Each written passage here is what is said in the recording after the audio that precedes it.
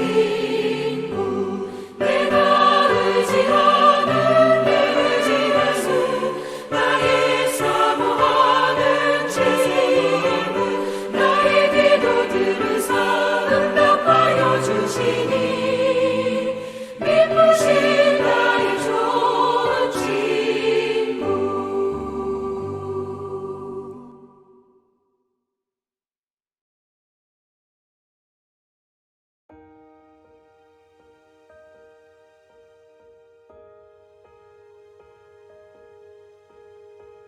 시몬 베드로와 또 다른 제자 한 사람이 예수를 따르니 이 제자는 대제사장과 아는 사람이라. 예수와 함께 대제사장의 집들에 들어가고 베드로는 문 밖에 서 있는지라. 대제사장을 아는 그 다른 제자가 나가서 문 지키는 여자에게 말하여 베드로를 데리고 들어오니 문 지키는 여종이 베드로에게 말하되 너도 이 사람의 제자 중 하나가 아니냐 하니 그가 말하되 나는 아니라 하고 그때가 추운 거로 종과 아랫사람들이 불을 피우고 서서 쬐니 베드로도 함께 서서 쬐더라. 대제사장이 예수에게 그의 제자들과 그의 교훈에 대하여 물으니 예수께서 대답하시되 내가 드러내놓고 세상에 말하였노라. 모든 유대인들이 모이는 회당과 성전에서 항상 가르쳤고 은밀하게는 아무것도 말하지 아니하였거늘 어찌하여 내게 묻느냐. 내가 무슨 말을 하였는지 들은 자들에게 물어보라. 그들이 내가 하던 말을 아느니라. 이 말씀을 하심에 곁에 섰던 아랫사람 하나가 손으로 예수를 쳐 이르되 네가 대제사장에게 이같이 대답하느냐 하니 예수께서 대답하시되 내가 말을 잘못하였으면 그 잘못한 것을 증언하라. 바른 말을 하였으면 네가 어찌하여 나를 치느냐 하시더라. 안나스가 예수를 결박한 그대로 대제사장 가야바에게 보내니라. 시몬 베드로가 서서 불을 쬐더니 사람들이 묻되 너도 그 제자 중 하나가 아니냐. 베드로가 부인하여 이르되 나는 아니라 하니 대제사장의 종 하나는 베드로에게 귀를 잘린 사람의 친척이라 이르되 내가 그 사람과 함께 동산에 있는 것을 내가 보지 아니하였느냐. 이에 베드로가 또 부인하니 곧 닭이 울더라. 할렐루야. 하나님의 사랑이 성도님들의 삶 가운데 오늘도 가득하기를 축복드립니다. 오늘 본문은 참으로 안타깝고 또 슬프기도 한 장면을 기록하고 있습니다. 내가 사랑하는 누군가가 고통을 당하고 있는데 나는 아무것도 할 수 없어서 그저 바라보고만 있는 상황에 처한다는 것은 정말 괴롭고 또 고통스러운 일입니다. 예를 들면 어린 자녀가 아파서 끙끙 앓고 있는 모습을 지켜보는 부모의 심정이 그렇죠. 할 수만 있다면 대신 아파주고 싶은데 그러지도 못하고 애가 탑니다. 오늘 이 베드로의 심정도 그와 같지 않았을까 짐작해 봅니다. 물론 그 크기는 훨씬 더 크겠죠.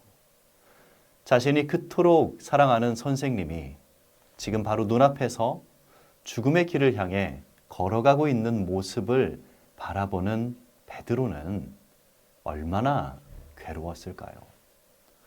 그럼에도 불구하고 자신이 할 수 있는 게 아무것도 없다는 사실이 아마도 더 비참하게 느껴졌을 것 같습니다.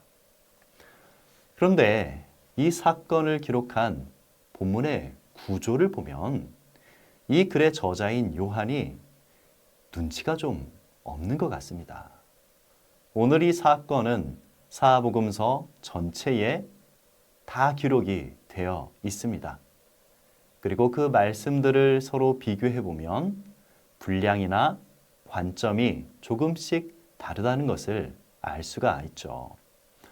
마태복음은 베드로의 행동을 중심으로 기록하되 예수님에 대해서도 짧게 기록하고 있는 반면 마가복음은 예수님에 대해서 자세히 기록하고 베드로에 대해서는 짧게 언급하고 있습니다.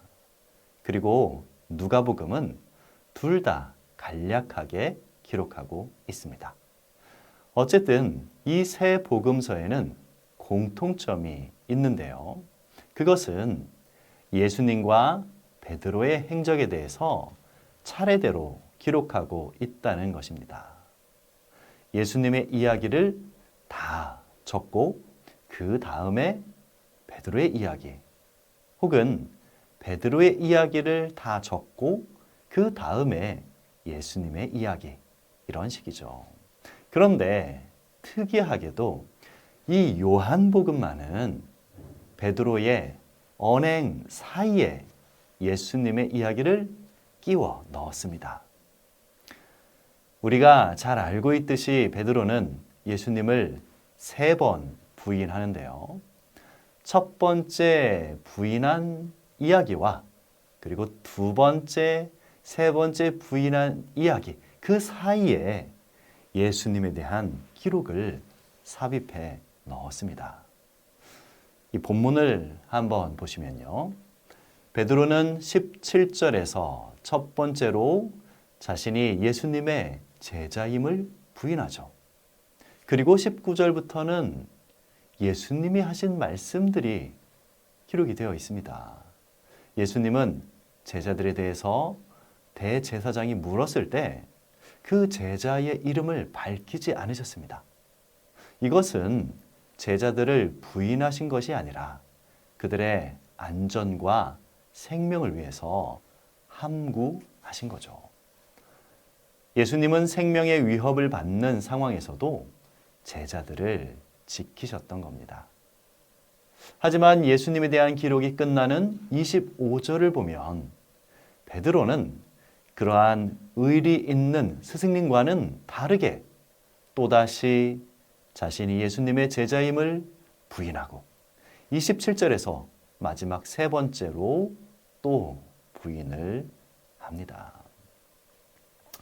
바로 이러한 구조 때문에 제가 이 요한 사도가 눈치가 좀 없는 것 같다는 말씀을 드리는 겁니다. 이 요한이 글을 이렇게 써놓는 바람에 죽음 앞에서도 제자들을 감싸고 보호하신 예수님과 그럼에도 불구하고 의리 없이 예수님을 부인한 베드로가 더욱더 비교가 되고 있습니다. 요한은 왜 이렇게 기록을 했을까요? 그 의도를 물론 정확히 알 수는 없지만 우리는 이러한 요한의 기록을 통해서 인간이 얼마나 연약하고 또 믿을 수 없는 존재인지를 더욱 분명하게 느낄 수 있습니다. 저는 이 베드로가 특별히 비겁하고 의리 없는 배신자여서 예수님을 부인했다고 생각하지 않습니다. 또 주를 위해 죽겠다고 했던 그의 고백이 거짓이라고 생각하지도 않습니다. 만일 베드로가 그런 제자였다면 아마 이 자리까지 오지도 않았겠죠. 다른 제자들과 함께 예수님이 잡히셨을 때 도망을 갔을 겁니다. 하지만 베드로는 예수님을 끝까지 따라왔습니다. 그런데 거기에서 이 베드로가 목격한 장면이 너무나 충격적이었죠. 풍랑을 잠잠케 하신 예수님, 또 군대 귀신을 물리치시고 죽은 자도 살리셨던 예수님께서 제사장에게 버릇없이 말했다고 구타를 당하는 그 모습을 보면서 이 베드로가 얼마나 놀랐겠습니까? 얼마나 겁이 났으면 예수님을 부인한 자신을 끝까지 감싸고 지켜주시는 그 고마운 예수님 앞에서 또다시 2번, 3번 나는 저 사람의 제자가 아니라고 부인을 했을까요? 이 사실은 베드로가 형편없는 제자였음을 말해주는 것이 아닙니다. 그 상황이 얼마나 위협적이고 또 무서운 자리였는지를 말해주는 것입니다. 거기까지 간 것만으로도 저는 베드로가 용기 있는 제자였다고 말씀드리고 싶습니다. 만일 우리가 이런 상황에 처하게 된다면 우리는 다를 수 있을까요? 과연 우리들은 베드로보다 더 용감할 수 있을까요?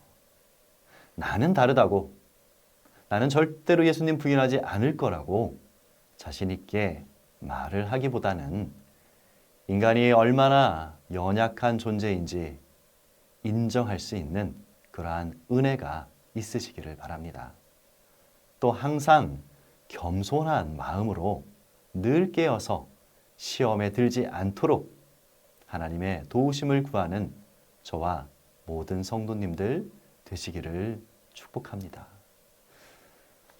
마지막으로 오늘 본문에는 눈에 띄는 기록이 하나 있습니다. 이 22절을 보시면 대제사장에게 예수님이 무례하게 말을 했다는 이유로 아랫사람 하나가 예수님을 때렸다고 기록이 되어 있습니다. 하지만 이것은 대제사장이 시킨 행동이 아니었습니다. 그 아랫사람이 본인이 스스로 판단해서 행동한 것이죠. 이 사실이 무엇을 말해줄까요? 특별한 지시나 명령이 없었을 때 그 아랫사람이 하는 행동은 그 윗사람의 평소 사고방식을 반영한 행동이라고 볼 수 있습니다. 만일 윗사람이 뇌물을 좋아하는 사람이라면 그 아랫사람은 특별한 지시가 없어도 윗사람을 위한 뇌물을 대신 챙기는 거죠. 오늘 본문의 경우 대제사장은 평소 어떤 사람이었을까요? 다른 사람들이 그 사람 앞에서는 말과 행동을 조심해야만 하는 아주 권위주의적인 사람이었음을 짐작할 수 있습니다. 하지만 아랫사람이라고 해서 모두 다 이렇게 주인의 성향에 맞게 스스로 행동할 수 있는 것은 아닙니다.